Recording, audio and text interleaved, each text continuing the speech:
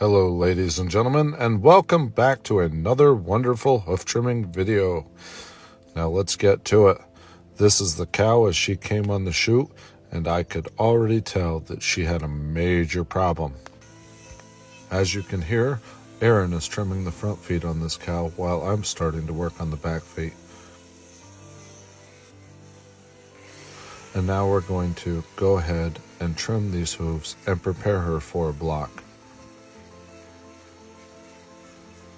Anytime that we see maggots, that means that there's a hole in her hoof somewhere that has necrotic tissue involved. From the swelling in this hoof, I can already tell that the problem is in that top toe of this back left foot.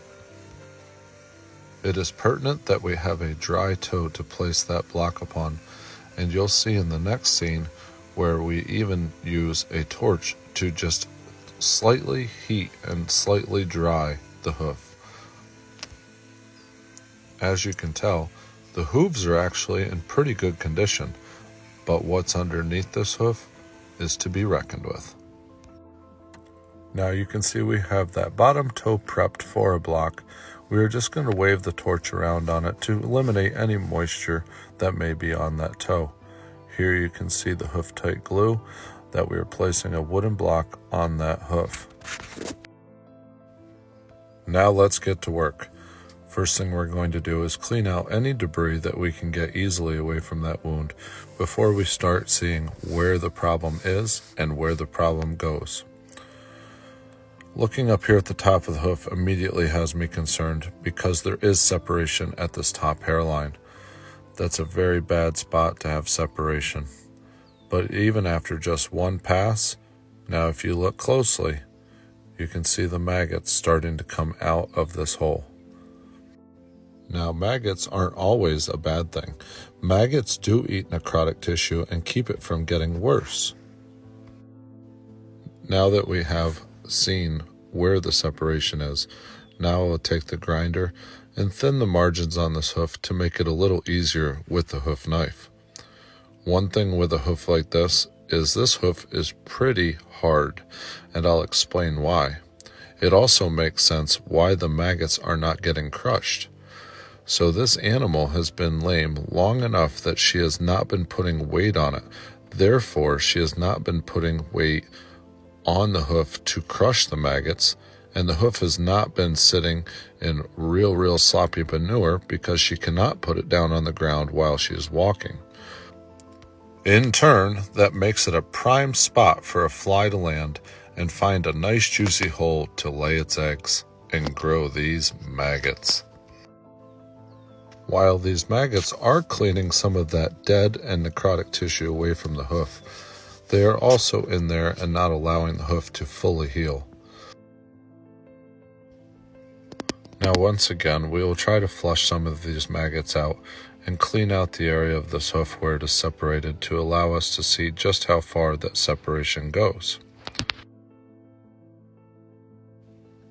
Now when we are removing separated horn, the thing we look for is to where we can get the knife underneath the horn where it is loose and remove it all the way.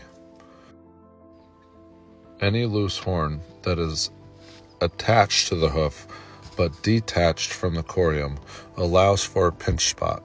It allows for either a stone or debris, or in this case sand, to get underneath this hoof and allow the wound to become irritated and not heal. In this video, you will notice it is very repetitive. As for taking off loose horn, thinning the margins, and following the cracks until we have all of the loose horn removed. At this point, folks, I'm not going to lie, my skin is crawling. Every time I make another pass with a knife or the grinder, another maggot seems to find its way out of the cracks of this hoof. Once again, folks, you can see we have found the separated horn and we remove it once again. Now is when I start to get concerned, because here I'm seeing a little hole that comes through the top of this white line right there and is going up the white line. This is very concerning to me because when there is a hole in the bottom, I expect there to be a hole in the top. Now, if you remember back to the start of this video, we saw that that foot was swollen. That is another batch of concern because that tells me that there is infection. Here you can see the crack on the white line where those maggots are squirming around, and now I'm looking at the top of her hoof to see if I can find where the crack comes out through the top. After inspection, she has a massive hole, and this hole from that squish that you just saw there shows me that it is separated all the way through the bone into the top of that hoof. This is especially concerning because at this point, we cannot just repair bone. It is eminent now that this top toe will need to be amputated, and that is a veterinary procedure. So I'm going to do the best I can to clean it out. So I will continue to clean out this hoof and prepare it to be wrapped, and hopefully the veterinary is able to look at it soon. I would like to point out the fact, though, that those maggots did do a very good job of keeping that necrotic tissue away from the bottom of this toe, but that is no longer my concern. My concern is that the infection is so deep into this cow's hoof that it has affected that bone. We are almost at the point, folks, where we have removed enough of the bottom of the sole and have not disturbed the corium to where she is able to at least allow that hoof to drain to where no more infection is possible, and hopefully that makes the veterinary's procedure that much easier. Now that we have this foot paired out properly, we'll spray it up, make it as clean as we can, and check out the top here to see if we could just keep it clean enough so the veterinarian is able to help this cow out. As you can see, we're applying salicylic acid to this wound. That'll help keep it clean as well, and it'll also promote any start of healing that may be beneficial to this cow's life.